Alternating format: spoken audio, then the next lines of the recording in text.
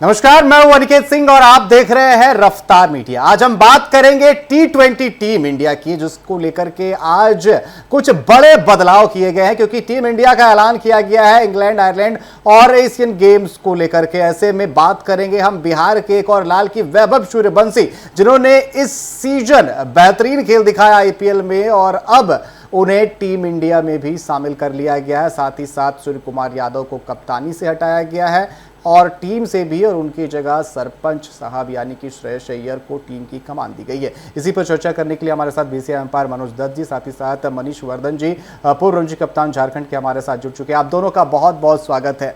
मनोज जी, क्या कहेंगे? एक नई शुरुआत हम कह सकते हैं T20 युग की। वैभव सूर्यवंशी, जिनके नाम पर लगातार हम चर्चा कर रहे थे, क्या उन्हें टीम में लाना चाहिए या फिर अभी एक साल और वेट करना चाहिए? लेकिन कह सकते हैं बीसीसीआई का, सिलेक्टर्स का बड़ा अच्छा फैसला है कि खिलाड़ी अपने पीक पर है तो उन्हें शामिल किया गया है टीम में।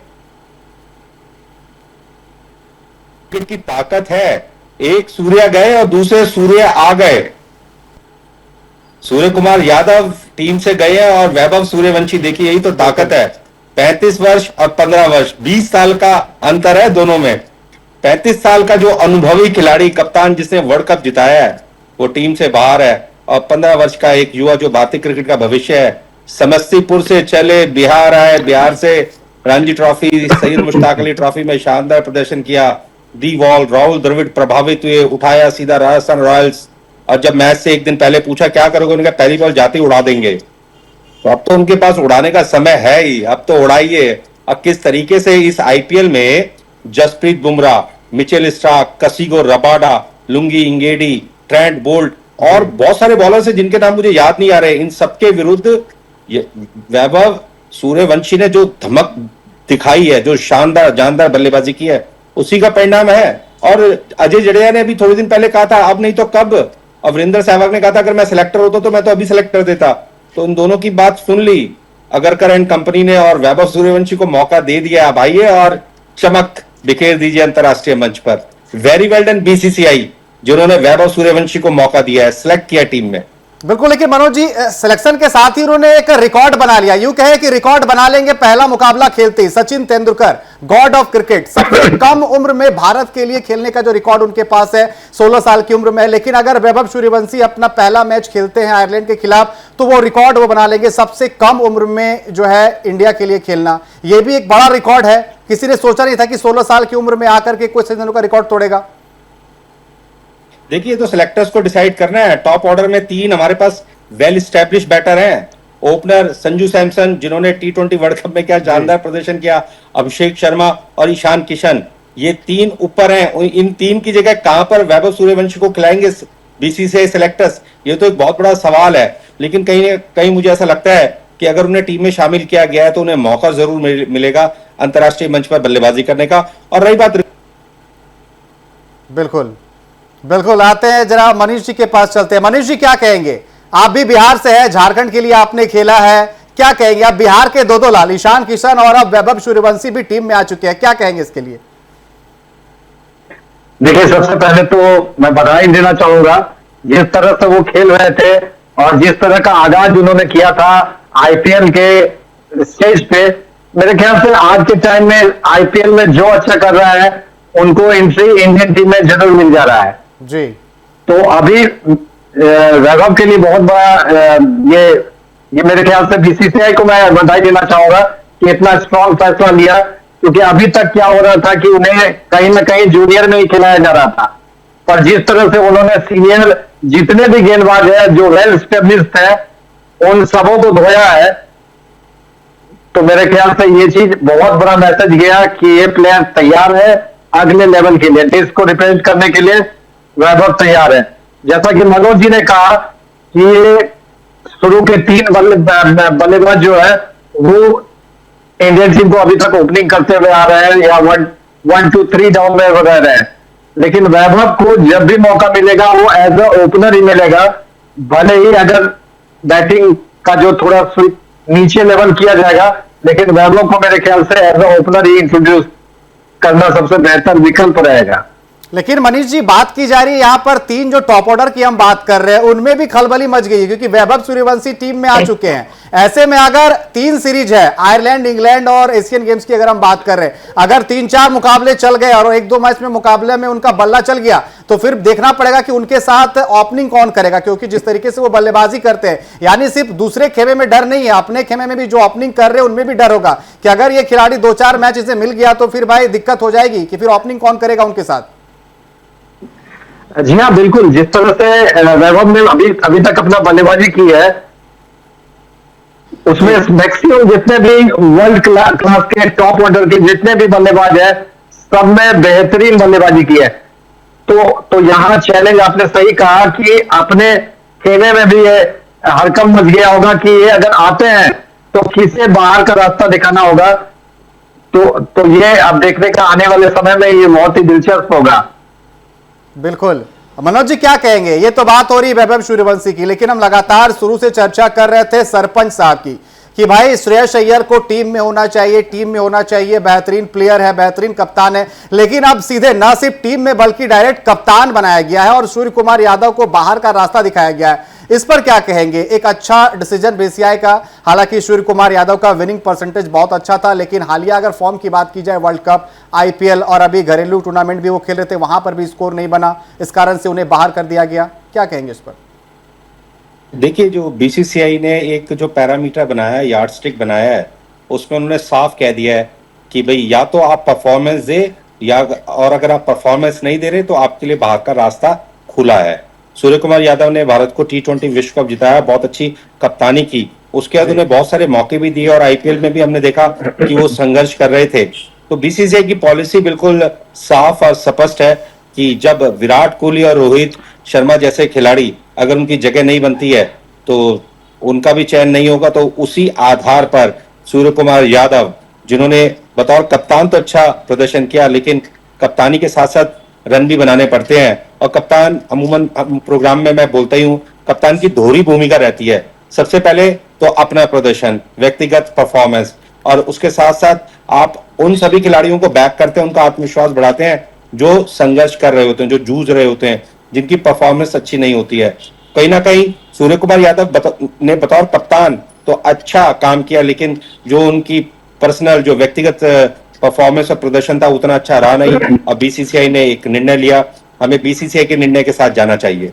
बिल्कुल। लेकिन मनीष जी, जिस दुविधा की हम बात कर रहे हैं, क्योंकि वैभव सूर्यवंशी ने कमाया है, जो फैंस है उन्हें कमाया है, जिस तरीके से उन्होंने बल्लेबाजी की थ्रू आउट पूरे आईपीएल में, अब जिस तरीके से इंडिया ए के लिए श्रीलंका खेलने के लिए गए, वहां पर भी जो प्राइम मिनिस्टर है उनसे मुलाकात करते हुए नजर आए, उन्हें सम्मानित करते हुए नजर आए, यानी कि वर्ल्ड वाइड चेहरा तो अब बन चुके हैं। और फैंस ये चाहेंगे कि अगर टीम में उन्हें शामिल किया गया है तो प्लेइंग 11 में मौका मिले। क्या लगता है, कुछ टाइम इंतजार करना पड़ेगा? और अगर मौका मिलता है तो संजू सैमसन या फिर जो अभिषेक शर्मा की हम बात कर रहे हैं, इनके जगह पर मौका मिल सकता है? कैसे मौका मिलेगा, जगह कैसे बनेगी? देखिए, अभी तक जिस तरह का फॉर्म में सूर्यवंशी है, मुझे लगता है कि उन्हें जरूर प्लेइंग 11 में जगह देनी चाहिए। और साथ में ये टीम मैनेजमेंट को डिसाइड करना चाहिए कि जो बेस्ट फॉर्म में है, जैसे सूर्या को अगर टीम में जगह नहीं मिली ड्यू टू हिज फॉर्म, तो फॉर्म को देखते हुए अभी वैभव को जरूर प्लेइंग 11 में चांस देना चाहिए। भले ही एक बैट्समैन को आप प्लेइंग में नहीं देते हैं तो कोई बात नहीं है, लेकिन पूरा वर्ल्ड देखना चाहता है कि जिस तरह से आईपीएल में उन्होंने बेखौफ होकर के क्रिकेट खेला है, अच्छे अच्छे गेंदबाजों की धज्जियां उड़ाई है, तो वो देश के लिए खेलते हुए क्या इसी लय में वो बैटिंग कर सकते हैं? कहीं ना कहीं ये वैभव के लिए भी चैलेंज है, क्योंकि आईपीएल के स्टेज से वो देश के लिए खेलने जा रहे हैं, यहां उन्हें उसी लय में आगे खेलना पड़ेगा। तो ये तभी संभव होगा जब उन्हें प्लेइंग 11 में जगह मिलेगी। बिल्कुल। लेकिन मनोज जी, हमने T20 वर्ल्ड कप के दौरान देखा था, टॉप ऑर्डर की अगर बात की जाए तो वहां पर लेफ्ट हैंडेड को लेकर के काफी सारी दिक्कतें आई, उसके बाद संजू सैमसन को फिर से टीम में लाया गया। यहां पर भी ये चीज देखना बड़ा दिलचस्प होगा, क्योंकि टॉप ऑर्डर की अगर हम बात करें, पहले से 3 लेफ्ट हैंड बल्लेबाज है, और अगर वहां पर वैभव सूर्यवंशी आते हैं तो फिर आप तीनों लेफ्ट हैंडेड नहीं खिला सकते। वहां पर left handed right handed combination भी वो देखना बड़ा दिलचस्प होगा कि कैसे मैनेजमेंट, कोच, कप्तान करते हैं। देखिए, वैभव सूर्यवंशी की जगह मैं बताता हूँ कैसे बनेगी। या तो संजू सैमसन को ड्रॉप होना पड़ेगा, या फिर ईशान किशन को, तब जाकर के वैभव सूर्यवंशी की जगह अंतिम एकादश में बनती, क्योंकि ये दोनों ही विकेट कीपर भी हैं और टॉप ऑर्डर के बैटर भी हैं। अगर यहाँ पर संजू सैमसन को ड्रॉप करते हैं तो अभिषेक शर्मा और वैभव सूर्यवंशी ओपन करेंगे और तीसरे नंबर पर ईशान किशन आएंगे। और यहाँ पर अगर संजू सैमसन और अभिषेक से ओपन कराते हैं तो ईशान किशन को ड्रॉप होना पड़ेगा। तो उस स्थिति में दोनों लेफ्ट हैंडेड ओपन करेंगे और संजू सैमसन नंबर 3 पर आएंगे। तो यहाँ पर जो वैभव सूर्यवंशी की उपयोगिता है वो बतौर ओपनर है। अगर शुरुआती 6 ओवर्स में वो जम करके बल्लेबाजी करते हैं तो हमने इस आईपीएल में देख लिया वो किसी भी बॉलिंग के विरुद्ध जोरदार स्ट्रोक्स किसी भी मैदान में लगा सकते हैं। तो यहाँ पर बैटिंग ऑर्डर में अगर जो अभी आप बोल रहे थे खलबली मची हुई है, तो खलबली वो टॉप 3 में ही है, संजू सैमसन, अभिषेक शर्मा और ईशान किशन, क्योंकि इनमें से किसी एक खिलाड़ी को ड्रॉप करेगी चयन समिति तभी वैभव सूर्यवंशी की जगह बनेगी। अन्यथा लोअर ऑर्डर के अंदर तो वैभव सूर्यवंशी को खिलाने का कोई फायदा है भी नहीं। उन्होंने बतौर ओपनर अच्छा काम किया है, इसलिए अभिषेक शर्मा, संजू सैमसन, ईशान किशन, इन 3 में से एक खिलाड़ी को ड्रॉप करके ओपन पर वैभव सूर्यवंशी को लाया जाए और उसके साथ एक और पार्टनर तय किया जाए। अब जब आप भविष्य की बात कर रहे हैं तो जब आप भविष्य की बात करें तो क्यों ना 15 साल से आप भविष्य को तैयार करें। आप 25, 26, 27, 28 एज तो एज ही है, आप 35 साल वाले को ड्रॉप कर रहे हैं ये कह के कि हम उसमें भविष्य की संभावना नहीं देख रहे। तो आप 15 साल वाले में भविष्य देख रहे हैं तो 15 साल वाले को जल्दी मौका दीजिए ताकि वो जल्दी मैच्योर हो, उसके बाद इंटरनेशनल। तो मनोज जी अगर एज फैक्टर अगर देखा जाए तो संजू सैमसन वहां पर बाहर जाते हुए नजर आएंगे अगर एज फैक्टर देखा जाए, क्योंकि अगर ईशान किशन की बात की जाए, अभिषेक शर्मा की बात की जाए तो अंडर 30 है, वहीं संजू सैमसन की अगर बात की जाए तो सबसे अगर एजेड अगर बात की जाए इन चारों में तो वो है। ऐसे में वहां पर एज फैक्टर देखा जाए तो उन्हें भी बाहर किया जा सकता है या फिर लोअर ऑर्डर पर चला जा सकता है। देखिए जी, बिल्कुल सीधी सी बात है, जब 35 साल वाला कप्तान आपको अनफिट दिखाई दे रहा है भविष्य के लिए तो 32 साल में भी कोई खास फर्क नहीं है, 3 साल का ही फर्क है। आप 1-2 सीरीज खिला करके संजू सैमसन को भी थैंक यू कर सकते हैं। अगर यही पैटर्न है, जब रोहित शर्मा, विराट कोहली जैसे खिलाड़ियों को भी बाहर का रास्ता दिखा दिया गया है तो फिर संजू सैमसन 32 साल के 32-35 में कोई खास फर्क है नहीं, क्योंकि हमारे पास जो पौध है वो 15 साल वाली है। 15 साल वाली को तैयार करने की जरूरत है, ना कि 32 साल वाले को ज्यादा चांस देकर के उनको इंटरनेशनल क्रिकेट का और उनके रिकॉर्ड्स बनवाए जाएंगे। यहाँ पे रिकॉर्ड की महत्वता नहीं है, यहाँ पर जरूरत है वैभव सूर्यवंशी को कितनी जल्दी मौका देके उन्हें तैयार किया जा सकता है अंतरराष्ट्रीय क्रिकेट के लिए। तो उसके लिए पहले 3 में से आपने खुद ही बोल दिया संजू सैमसन 32 साल के हैं, तो जब आप 35 साल वाले को आपने वर्ल्ड चैंपियन टीम के कप्तान को हटा दिया तो 32 साल वाले को भी हटा दीजिए एक सीजन खिला करके। देखिए पॉलिसी तो सबके लिए बराबर ही रहेगी, यहाँ पे पॉलिसी में आप चेंज नहीं कर सकते। जी बिल्कुल मनीष जी, लेकिन एक सवाल और भी है, क्या तीसरा वर्ल्ड कप है वो बैक टू बैक आने वाला है? क्योंकि हम एसआरएच को लेकर के बात करते थे कि दानों वाली टीम है, लेकिन इस बार बीसीसीआई और सेलेक्टर्स ने जो टीम चुनी है सच में दानों वाली टीम है टीम इंडिया की। जिस तरीके से ऊपर से बल्लेबाज है, अब सरपंच साहब भी आ गए हैं, मतलब तीसरी जो वर्ल्ड कप की ट्रॉफी है वो भी आने वाली है बैक टू बैक। हेलो, देखिए जिस तरह का प्रदर्शन अभी तक में जितने भी प्लेयर्स किए हैं तो मुझे कोई डाउट नहीं है कि आने वाला वर्ल्ड कप भी तीसरी बार भारत उठा सकता है। अभी डिस्कशन जिस तरह से हो रहा था डाउनिंग का, मुझे लगता है कि संजू ने भी अभी आईपीएल में one of the best performance दिया है। इवन वर्ल्ड कप में लास्ट जो है वहां से उन्होंने कंटिन्यू अपने फॉर्म को बरकरार रखा है। तो कहीं ना कहीं जिस तरह से केएल राहुल को एज ए ओपनर से मिडिल ऑर्डर की तरफ उनको रखा भी गया और वो बेहतरीन तरीके से नीचे भी प्रदर्शन कर सके, तो संजू के साथ उस तरह का प्रयोग जरूर किया जा सकता है, क्योंकि जो मैच्योर प्लेयर है वो स्पिन बॉल या नीचे भी बेहतरीन तरीके से हैंडल सिचुएशन कर सकते हैं। जहां तक वैभव का जगह बनाने की बात है तो आपका सैमसन और ईशान, ये दोनों को थोड़ा नीचे स्विचिंग किया जा सकता है अगर उनको जगह बनाया जाए। अन्यथा मुझे नहीं लगता है कि वो प्लेइंग में वैभव को शुरू में 1-2 मैच मिलने के चांस रहेगा। बिल्कुल, लेकिन मनोज जी हम बात कर रहे हैं लगातार यहां पर ईशान किशन और संजू सैमसन को लेकर के, लेकिन एक नाम हम भूल जा रहे हैं, अभिषेक शर्मा। जिस तरीके से वर्ल्ड कप में उनका फॉर्म खराब था, कहीं ऐसा ना हो कि उनका बल्ला ना चले और उन्हें बाहर बैठना पड़ जाए। जब वर्ल्ड कप विजेता टीम का कप्तान बाहर जा सकता है तो T20 का नंबर 1 बल्लेबाज भी बाहर जा सकता है अगर हालिया फॉर्म खराब चले तो।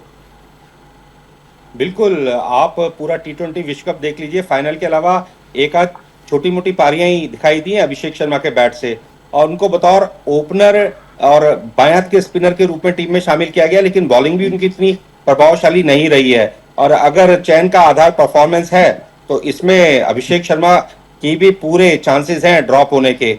मुझे ऐसा लगता है संजू सैमसन और वैभव सूर्यवंशी पारी की शुरुआत कर सकते हैं। और क्योंकि इन दोनों के बीच में अच्छा तालमेल है, दोनों पिछले साल राजस्थान रॉयल्स से खेल चुके हैं, एक दूसरे के साथ बहुत अच्छी अंडरस्टैंडिंग है, तो कोई बड़ी बात नहीं। चयन करता संजू सैमसन के साथ पारी की शुरुआत वैभव सूर्यवंशी के साथ करना है। 3 नंबर पर ईशान किशन आए, 4 नंबर पे श्रेयस अय्यर, 5 पे तिलक वर्मा।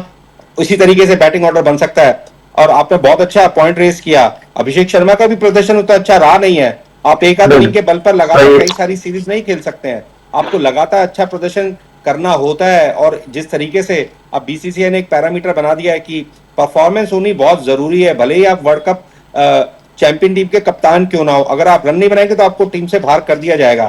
तो एक बहुत बड़ा संदेश सभी के लिए, चाहे वो युवा हो चाहे वो एज प्लेयर हो, यहाँ पर अब जो क्राइटेरिया है, जो आधार है टीम में बने रहने का, वो सिर्फ और सिर्फ यही है, परफॉर्मेंस। आप अच्छा प्रदर्शन करेंगे तो आप टीम में बने रहेंगे। अभिषेक शर्मा भी कोई ऐसा अच्छा प्रदर्शन रहा नहीं है, इसलिए मुझे ऐसा लगता है कि आपने बहुत वैलिड पॉइंट रेस किया कि अभिषेक शर्मा की जगह वैभव सूर्यवंशी को मौका मिल जाए। बिल्कुल, लेकिन एक और यहां पर हम इन सब चीजों को लेकर के चर्चा करें मनोज जी, लेकिन एक और दिक्कत भी है। हमने देखा था 2024 आईपीएल, वहां पर केकेआर, श्रेयस अय्यर, गौतम गंभीर, उसके बाद किस तरीके से खटपट। लेकिन जो मीडिया रिपोर्ट्स निकलकर सामने आ रहे थे कि गौतम गंभीर नहीं चाह रहे थे कि श्रेयस अय्यर कप्तान बने, वो चाह रहे थे तिलक वर्मा या फिर ईशान किशन या फिर संजू सैमसन। लेकिन बीसीसीआई सिलेक्टर्स ने श्रेयस अय्यर को लेकर के आया। ये देखना बड़ा दिलचस्प हुआ कि गौतम गंभीर और कप्तान श्रेयस अय्यर कैसे टीम को लेकर के चलते हैं, क्या उनमें बनती है या फिर नहीं बनती, ये सबको देखना बड़ा दिलचस्प होगा। जी, जब केकेआर ने आईपीएल जीता था तो एक स्टेटमेंट आई थी कि कप्तान की वजह से टीम नहीं जीतती है, टीम के 11 खिलाड़ियों का एफर्ट होता है, ये बोला था गौतम गंभीर ने। और उस टीम के कप्तान थे श्रेयस अय्यर। तो ये विवाद की जो जड़ थी वहीं से शुरू हुई थी और उसका परिणाम ये रहा कि श्रेयस अय्यर ने केकेआर को छोड़ दिया था और केकेआर को छोड़ के पंजाब ज्वाइन कर लिया था। एक ऐसा कप्तान जिसने अपनी टीम को आईपीएल जितवाया हो और अगले सीजन वो टीम को छोड़ के चला जाए, तो ये तो मतभेद भी है और मनभेद भी है कहीं ना कहीं, अगर सीधे सपाट शब्दों में कहा जाए। लेकिन अब बीसीसीआई ने उनमें विश्वास दिखाया है और यहां पर तो तालमेल बिठाना पड़ेगा हेड कोच को श्रेयस अय्यर के साथ भी और श्रेयस अय्यर को अपने हेड कोच के साथ, क्योंकि यहां पर जीत भारत के लिए है। यहां पर आपके आपस में क्या डिस्प्यूट है, कितने मनभेद हैं, कितने मतभेद हैं, वो कोई मायने नहीं रखता। भारतीय फैंस चाहते हैं भारतीय टीम जीते और किसी भी सूरत में, किसी भी हालत में भारतीय टीम अच्छा प्रदर्शन करे। यहाँ पे व्यक्तिगत राय और व्यक्तिगत दबाव और तनाव का कोई स्थान नहीं है। बिल्कुल मनीष जी, अगर बात की जाए, काफी लंबे समय तक आपने झारखंड रणजी टीम की कप्तानी की है, अगर कोच से आपकी नहीं बनती है तो क्या टीम पर इसका प्रभाव पड़ता है? क्योंकि कोच चाहे कि इस प्लेयर को टीम में रखना है, कप्तान चाहता है किस टीम को रखना है, ये बड़ी दिक्कतें आती है, इससे जो है टीम को नुकसान हो सकता है।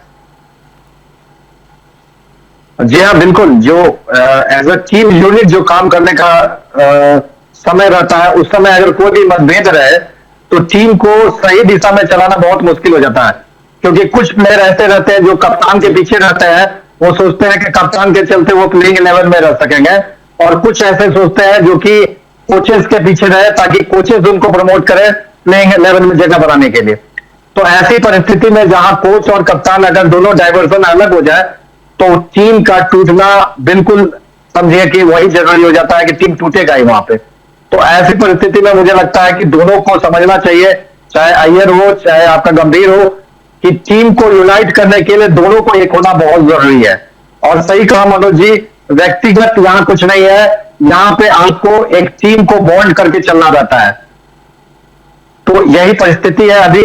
और जहां तक सिलेक्शन की बात होती है ना, तो सिलेक्शन में अभी तो जैसे मैं चेयरमैनशिप कर रहा हूं सिलेक्शन कमेटी का, तो हमारे समय में इस तरह का परिस्थिति आती थी तो जो सिलेक्टर रहते थे वो यही बोलते थे कि अगर फॉर्म आपके साथ नहीं है तो मैं भी आपके साथ में नहीं हूं।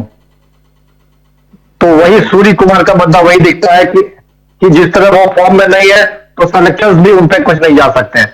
अब बेहतरीन टीम का सिलेक्शन किया गया है, परफॉर्मेंस बेस्ड है, और अभिषेक शर्मा अगर सही टाइम पे परफॉर्म नहीं करते हैं तो सबसे वीक कैंडिडेट वही है जो कि प्लेइंग 11 में अपना जगह खो सकते हैं कि अगर वो परफॉर्म नहीं करते हैं तो।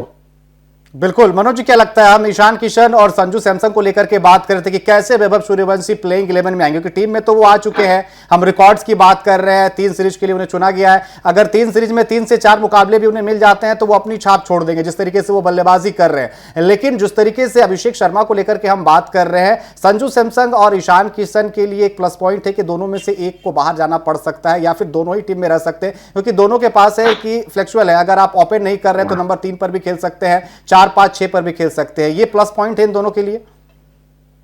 देखिए, प्लस पॉइंट तो विकेट कीपिंग का भी है, दोनों कीपर भी हैं, लेकिन अब यहां पर सेलेक्टर्स को यह डिसाइड करना है कि टीम में क्या 2 विकेट कीपर की जरूरत है। जब आपने वैभव सूर्यवंशी को टीम में डाल दिया है तो उस स्थिति में आप कितने विकेट कीपर के साथ खेल सकते हैं। और उसके साथ साथ अभी जो एक आईसीसी ने नियमों में बदलाव किया है, रिप्लेसमेंट विकेट कीपर का, कंकशन के बाद मैच रेफरी की अनुमति से आप किसी भी खिलाड़ी को, संबंधित खिलाड़ी को बदल सकते हैं।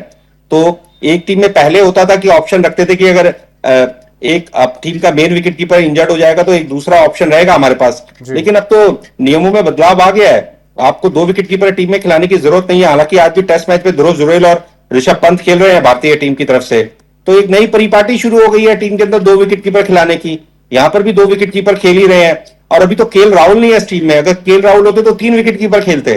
तो उस स्थिति में बीसीसीआई सेलेक्टर्स को यह निर्णय तो लेना पड़ेगा कि भाई संजू सैमसन और ईशान किशन, इन दोनों में से अगर एक को खिलाना है तो विकेट कीपर मुझे ऐसा लगता है कि ईशान किशन कहीं ज्यादा बेहतर है, युवा है, उनके रिफ्लेक्सेस बहुत तेज हैं और वो भी अटैकिंग प्लेयर है, बाएं हाथ से खेलते हैं। संजू सैमसन के पक्ष में सिर्फ एक ही पॉइंट है, वो ये कि वर्ल्ड कप के 3 मैचेस में उन्होंने बहुत अच्छी बल्लेबाजी की है। उसके अलावा जो उनके सामने सबसे बड़ी चुनौती है वो एज की है, 32 साल उनकी एज है। जब 35 साल, मैंने भी आपको बोला, जब 35 साल का कप्तान बाहर हो सकता है, तो अगर ये संजू सैमसन भी रन नहीं बनाएंगे तो उनके लिए भी बड़ा मुश्किल हो जाएगा। अब यहां पर सब कुछ काम परफॉर्मेंस का है, और अगर आप परफॉर्मेंस करेंगे, जैसे अभी मनीष भाई ने बिल्कुल सही कहा कि अगर आपकी परफॉर्मेंस है तो मैं आपके साथ हूं, सेलेक्टर्स ने कहा, और अगर आप परफॉर्मेंस नहीं दे तो मैं आपके साथ कतई भी नहीं हूं। तो यहां पे सारा काम परफॉर्मेंस का है। और इसमें एक और चीज देखिए आप, अक्षर पटेल विश्व कप विजेता टीम के वाइस कैप्टन थे, उनके नाम से के आगे पीछे से भी वीसी हट गया है, तिलक वर्मा को नई जिम्मेदारी दी गई है। ऋषभ पंत टेस्ट के वाइस कैप्टन थे, उनके नाम के आगे से भी वो जिम्मेदारी हट गई है। लेकिन मनोज जी, हमेशा देखने को मिलता है ना कि जो वाइस कैप्टन होते हैं वो कैप्टन नहीं बनते हैं, बस औपचारिक तौर पर वाइस कैप्टन लिख दिया जाता है, कप्तान कोई और ही बनकर आता है। देखिए, कई बार ऐसा होता है कि अब जैसे तिलक वर्मा है, तिलक वर्मा एक युवा खिलाड़ी है, उनका अंतिम 11 में स्थान तो पक्का है, लेकिन अक्षर पटेल भी बाएं हाथ के एक बहुत अच्छे ऑलराउंडर है। 2 वर्ल्ड कप के अंदर 2 विश्व कप विजेता टीम के सदस्य हैं अक्षर पटेल। आप ये समझिए, डीसी के कप्तान है, बहुत अच्छी कप्तानी करते हैं, कूल रहते हैं, लेकिन इस सीरीज के लिए अक्षर पटेल के नाम के पीछे से वाइस कैप्टन हटा दिया गया है। तो इसलिए बीसीसीआई कोई भी कड़ा निर्णय लेने से चूकता नहीं है। उनके लिए प्लेयर्स की इंपॉर्टेंस नहीं है, बीसीसीआई के लिए इंपॉर्टेंट है भारतीय क्रिकेट की जीत। ऐसा लग रहा है कि बीसीसीआई की, अगर मनोज जी हम बात करें, फ्यूचर देख रही है, अगला वर्ल्ड कप देख रही है, अक्षर पटेल रहेंगे या नहीं रहेंगे ये भी देखा जा रहा है। बिल्कुल, जिस तरीके से हर्ष दुबे को मौका दिया गया है टेस्ट टीम में, मानव सुतार को आज डेब्यू करवाया गया है टेस्ट मैच में, दोनों ही युवा खिलाड़ी हैं, तो यहां पर भविष्य की जो लड़ाई है उसके लिए तो आप युवा ब्रिगेड पे ही विश्वास कर सकते हैं। बिल्कुल। लेकिन मनीष जी, आखिरी सवाल, समय हो चला है, अगर बात करें हम यहां पर 2 बिहारियों की, क्योंकि हम टीम की बात कर रहे हैं, ईशान किशन, वैभव सूर्यवंशी, आप भी बिहार से, एक बिहारी तड़का देखने को मिलेगा जब दोनों साथ में खेलते हुए नजर आए, या फिर एक साथ दोनों अगर ओपनिंग करते हुए नजर आ जाए तो मैच और भी दिलचस्प हो जाएगा। जी बिल्कुल, बेहतरीन तरीके से दोनों खेलते हैं, और दोनों ही अगर एक साथ उतरेंगे तो ये नजारा कुछ और ही होगा। सारे देश में एक अजब माहौल रहेगा कि जिस तरह से आईपीएल दोनों खेलते आए और आज एक टीम के लिए, देश के लिए खेलेंगे, एक ही साथ खेलेंगे, तो बहुत ही अच्छा माहौल रहेगा। बिल्कुल। अभी जैसे ईशान का बहुत बहुत धन्यवाद हमारे साथ जुड़ने के लिए और तमाम चर्चा करने के लिए। तो हम बात कर रहे हैं टीम इंडिया के सिलेक्शन के बारे में टी20 के लिए, जहां वैभव सूर्यवंशी का नाम सामने आया, साथ ही साथ सरपंच साहब यानी कि श्रेयस अय्यर को टीम इंडिया का कप्तान बनाया गया। हालांकि अब देखने वाली बात होगी कि 3 दौरे के लिए वैभव सूर्यवंशी को सिलेक्ट किया गया और कितने मैचेस उन्हें खेलने के लिए मिलते हैं। फिलहाल अभी के लिए बस इतना ही। बने रहे रफ्तार मीडिया के साथ। नमस्कार।